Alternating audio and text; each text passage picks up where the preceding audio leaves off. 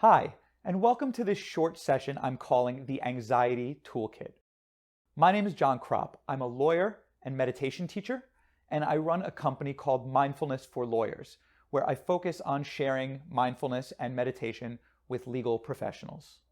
At the outset of this session, I just want to say that if you're experiencing extreme anxiety that's threatening your mental health or making it hard to function, it's important to see a mental health professional, okay? Don't try and handle it on your own.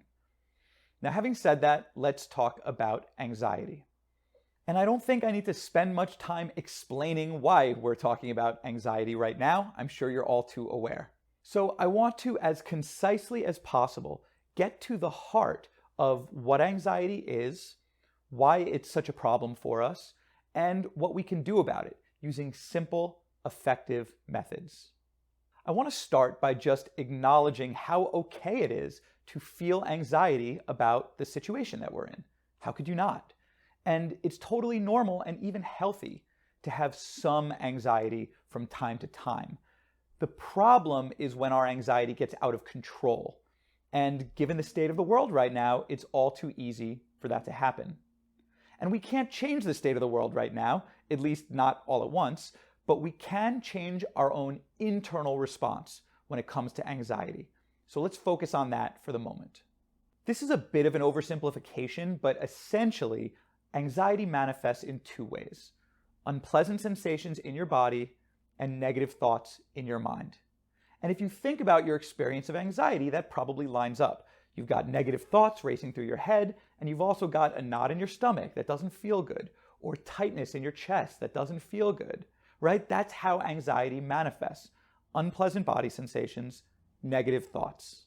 The good news is that there is a way of responding to these manifestations of anxiety that renders them relatively harmless, and it's not that hard to do. The bad news is that we don't do it, or not usually anyway. Our natural tendency is to do exactly the opposite and to respond to anxiety in ways that fuel it and multiply it. So how are we responding to anxiety, and how should we be responding instead? To boil it down into a sentence, we respond to anxiety and its manifestations by getting involved with them. And we should respond by leaving them alone. So let me break that down. When anxious body sensations arise, our tendency is to get involved by fighting them. That might mean trying not to feel them. That might mean trying to change them. And when negative thoughts arise, our tendency is to get involved by engaging with them. That could mean arguing with the thoughts, or it could mean buying into them. Either way, you're engaging with them. And when we engage with our negative thoughts, when we fight our unpleasant body sensations, when we get involved, we only make these things worse. So what should we do instead? Leave them alone. That means that when unpleasant body sensations arise, you notice them, you feel them, but you don't fight them. You just let them be there with no expectation of having them go away. Now you might hear that and say, well, wait, the whole point is that I want them to go away. But here's the thing. If you don't amplify your anxious body sensations by fighting them, you'll probably find that they're not such a big deal and they don't really get in the way as you go about your day. But if you try to make those sensations go away, you will amplify them, and then they can start to interfere with your day-to-day life and your well-being. Think about it this way. If you insist on having no anxiety, you're going to have a lot. If you make peace with having a little anxiety, you'll have only a little. Now, what about our negative thoughts? What does it mean to leave them alone? Well, it means you don't engage with their content. So you don't buy into them, you don't take them as true, you don't get into an argument with them, you don't ruminate, you just notice that a thought has arisen and then keep going about your day. So this is the essence of working with anxiety. Instead of getting involved, leave it alone. When unpleasant body sensations come up, you just let them be there with no expectation that they'll go away. When negative thoughts come up, you notice them, but you don't engage with their content. Now, this may not be the zero anxiety solution we were hoping for, but it is the best option, and it can provide an enormous amount of relief. Now that you have the basic principle, which I think is important, I want to share some simple techniques you can use to put that into practice and work skillfully with your anxiety. The first technique is called noting, and here's how it works. Whatever is standing out in your awareness in any given moment, you just apply a mental label to it. And we call that mental label a note. So if what has drawn your attention is something in your field of vision, you note seeing, which means you say the word in your mind, not out loud, you say the word seeing. And if what's standing out is a sound, you note hearing. If it's a body sensation, you note feeling. And if it's a mental object, a thought, a memory, a mental image, any sort of mental object, you note thinking. So to practice noting, you just check in and see moment to moment what's standing out in my awareness right now. And at a relaxed pace, maybe once every few seconds, you just note and then note and then note. Seeing, hearing, feeling, or thinking. So if I were to do this out loud instead of in my head, it might look like this. Seeing, feeling, feeling, thinking, seeing, hearing, thinking, like that. Now, this noting method is often done as a formal meditation technique where you actually sit down, set a timer, and note seeing, seeing, thinking, feeling, like that. But today, I want to teach it as an on-the-go practice you can sort of keep in your back pocket for dealing with anxiety. Now, I gave you a whole menu of notes: seeing, hearing, feeling, thinking. But the most important notes when it comes to anxiety are thinking and feeling. Because as we've discussed, the big manifestations of anxiety are unpleasant body sensations and negative thoughts. And when you note feeling for a body sensation, you're not fighting the sensation. You are just observing its presence. And when you note thinking for a negative thought, you're not engaging with its content. You're just observing its presence.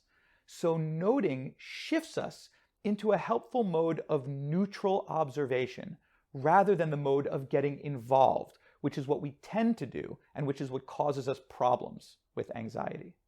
I've found that a quick noting session is very powerful when my anxiety is spiking. So for instance, the times right before I've had to stand up and argue in court. What I'll do is I'll just close my eyes and start noting. So I probably won't be noting seeing very much, but I start noting. And then the knot in my stomach, the pounding of my heart, they all just become feeling, feeling, and I don't amplify them and I don't get overwhelmed. And then thoughts like I'm going to mess this up or I'm going to embarrass myself, they just become thinking, thinking, and I don't buy into their content or get overwhelmed by them. It really helps. The next technique I want to share is called Am I Sure That's True? And this is something I've adapted from cognitive behavioral therapy, or CBT. So here's the idea. We have a tendency to take our thoughts as true, to assume that they are accurate representations of reality, when they're often distorted or just straight up false. This technique is an extremely easy way to break that tendency so we don't get as pulled in by our anxious thoughts. Here's what you do. The next time you find yourself caught up in an anxious thought, just ask the question, am I sure that's true? That's it. Am I sure that's true? And that can often be enough to break that anxious thought's hold on you. And by the way, if that isn't quite enough, here are some follow-up questions you can ask. What evidence do I have that this thought is true? Are there any assumptions hidden in that thought? Is there an alternative thought, an alternative scenario that's just as plausible? So asking those follow-up questions can add a little more power to this technique if needed. By the way, if you ever want to try the fuller, more formal version of this technique that they use in CBT, you can download an app that will walk you through that process. They're actually pretty good. On my iPhone, I have one that I like called Quirk CBT, Q-U-I-R-K, new word, CBT. And then on Android, there's a CBT app called What's Up. So you might want to take a look at those. The last technique is the simplest of the three, but it's still incredibly effective. It's called vagus breathing. That's V-A-G-U-S, vagus. This is a style of breathing that activates a cranial nerve called the vagus nerve, which then activates your parasympathetic nervous system and triggers a relaxation response. And so activating the vagus nerve can have a remarkably powerful calming effect on the body and mind. So how does vagus breathing do that? Well, it's almost ridiculously simple. You just slow the rate of your breathing. That's it. So human beings take an average of 10 to 14 breaths per minute, and if you just slow down to 5 to 7 breaths per minute, or even slower, that will activate the vagus nerve and trigger the relaxation response. If you do a 5-second count in and a 5-second count out, that will get you there. And of course, you can go even slower than that if you like. When you're doing vagus breathing, try to make sure that it's not just your chest that's inflating, but also your lower abdomen. You might even just put a hand on your stomach to make sure that it's expanding outward when you breathe. Now I'll answer some questions that I've gotten about anxiety. So I'll read the question first, then share my thoughts. This question was, how do you help someone who has anxiety and is convinced that the only thing that will help is medication? They won't try the natural methods. So first of all, I'm not at all opposed to medication when a medical professional deems it appropriate and prescribes it. So obviously people can disagree on that, but that's my position. And if you're concerned that this person is rushing to medication and you don't agree with that choice, then I suggest you just encourage them to see a psychiatrist or psychologist. So that's not sending them straight to medication, but it is sending them to someone who will determine what treatment is most appropriate. It could be mindfulness practice, it could be therapy, it could be medication, it could be a combination of those things. But you sort of leave that in the hands of the professionals. That's what I would suggest. Another question, what if more than one thing stands out in my awareness during noting? Okay, I do get that question sometimes. What if you're doing the noting practice and it feels like there's more than one thing standing out at the same time? Which one do you note? The answer is pick one. How do you pick one? The answer is randomly. That is totally fine. And the fact that you noticed that there's more than one thing, the fact that you're even asking yourself this question, means that you've already done the work of mindfully noticing those things. So you can just put the note on one of them. Someone asked, what's a good way to deal with anxiety that keeps you up at night? Okay, that one hits close to home for me because when I first started practicing mindfulness back in 2006, I was an insomniac. And what really helped solve that problem for me was a combination of mindfulness and meditation practice and studying something called CBTI, Cognitive Behavioral Therapy for Insomnia. So I'll share my favorite tip from CBTI, the one that has helped me the most. If you're having trouble falling asleep, or if you wake up in the middle of the night and you're having trouble getting back to sleep, here's what CBTI suggests. After lying awake for 20 to 30 minutes, just get out of bed. And by the way, you shouldn't watch a clock to see when it's been 20 to 30 minutes. Just when you have a rough sense that it's been 20 or 30 minutes, get up. Get out of bed, go into the next room, and do something relaxing.